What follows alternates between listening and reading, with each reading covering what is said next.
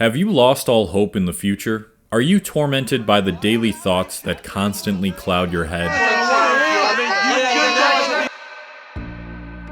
It felt like this year was the biggest make or break one for everybody, and we were all impacted by the pandemic in some way, and with our extended time alone, we had a choice. Face the negative aspects of ourself and our life that we had been ignoring until it was forced out of us this year and do something about them or allow them to consume us. For the people of the latter, the only obstacle that stood in the way of you improving yourself through developing your mind and your body was your self-limiting beliefs. Your beliefs are the driving force behind who creates the most happiness, wealth, and fulfillment in their lives and those who don't. And today I'm going to teach you how to identify, destroy, and replace your self-limiting beliefs so you can reach your true potential. The first step in this process might seem obvious, but it's just to identify your self-limiting beliefs. Oftentimes we aren't even aware of the beliefs that are shaping our perspective on things and therefore shaping how we go about acting towards said things. The identification process requires a deep amount of introspection or a dive into one's psyche. So how do we do that? There are a few ways that you can dig up your unknown beliefs towards something. The first is to catch when you have an emotional reaction to a certain situation or what types of thoughts arise when thinking about that situation. For example, let's say you're with a group of friends and they start talking about how unfair the world is and how everything is out to get them. Is this something that you immediately agree with them on, and do you feel some type of burning hatred towards society and the world? Then it's likely that you have the belief that your current situation is due to others and due to society rather than yourself. This is the type of self-limiting belief that impacts many other areas of your thinking, such as how much money you think you deserve to make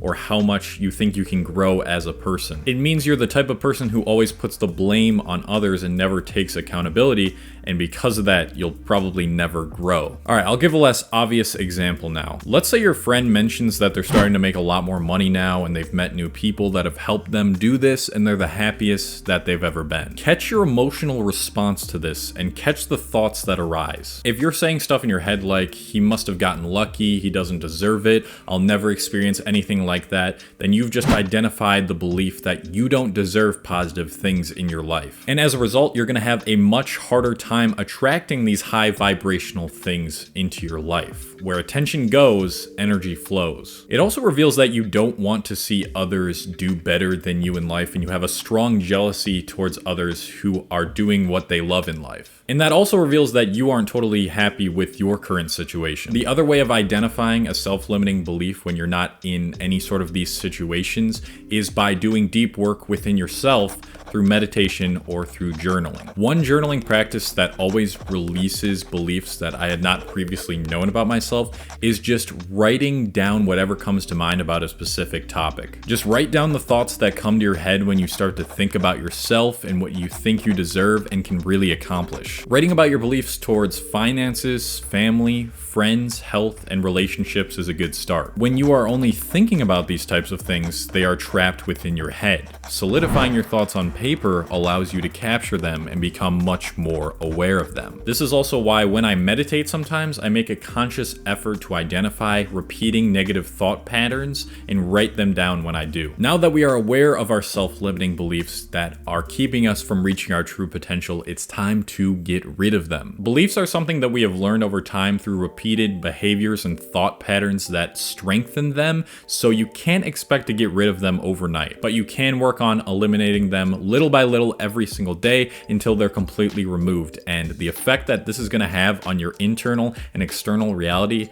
is going to be astronomical. The most effective way that I've found to eradicate your self-limiting beliefs is through a two-step process. The first step is to replace your current belief through affirming the positive equivalent of that belief on a daily basis, and then making a conscious effort to act in accordance with that belief. So what do I mean when I say affirm the positive equivalent of a self-limiting belief? There is always a counterpart to any negative belief you have about yourself or the world. For instance, the positive equivalent of I'll never never be good enough is I am deserving of everything that I set out to get in life. You can imagine the type of impact that this mindset towards things would have on you actually achieving those things and attracting them into your reality. These affirmations you tell yourself on a daily basis, positive or negative, will subconsciously affect your brain. This is why you need to be very careful with what you say out loud into yourself, because even the most seemingly harmless words are having much more of an effect on you than you think. So practice these daily affirmations by either saying them out loud or writing them down. Catch when the self-limiting beliefs arise and picture in your head you stomping the shit out of them and having the positive counterpart arise from the ground. I know this shit sounds super corny, but using some type of imagery when you're thinking about these beliefs is going to be so much more effective than if you were just to try to think about changing them in your head. And this is when you start to make the shift from a fixed mindset to a growth mindset. The belief that you can change your self-limiting beliefs is the most powerful belief of them all, and that is something that you can achieve with the growth mindset. And anybody can adopt this mindset. How do I know this? Because I, as a teenager, a young teenager, used to have a very fixed mindset, and I developed into a growth mindset, and that completely changed my life. And developing that starts with what you tell yourself and what you convince yourself of on a daily basis. Now, obviously, you can't just affirm these beliefs and expect them to magically go away. It's a good start, but now we have to move on to step 2, which is doing the things and replacing the habits that aren't in accordance with your new beliefs. If, for example, you don't feel like you're good enough for anything, then it's likely that you never take on any new challenges in your life and you never try to develop a new skill. You need to give yourself that push, that little confidence boost that comes from trying these new things and developing new skills that will make you realize that you are a limitless being. What will make you understand your potential is the combination of telling yourself that you're deserving of anything and everything, and then completing challenges that you thought you would never be able to complete. But this is just one example. That acting in accordance with a belief is going to change. What you need to do to change that varies from belief to belief. And then you'll realize, wow, I really am capable of getting over this self-limiting belief. And then it gives you the motivation to conquer the next self-limiting belief. And you can see how this is gonna snowball once you keep conquering those things that you never thought you could conquer that are negative about yourself. I'm gonna give you another example that so many of us struggle with, and that is feeling like we don't deserve to be loved. This was something that I felt so heavily once my second girlfriend broke up with me. I basically felt worthless because someone didn't love me back the way that I wanted them to. And the way I got over this is by first telling myself, I made it apparent to myself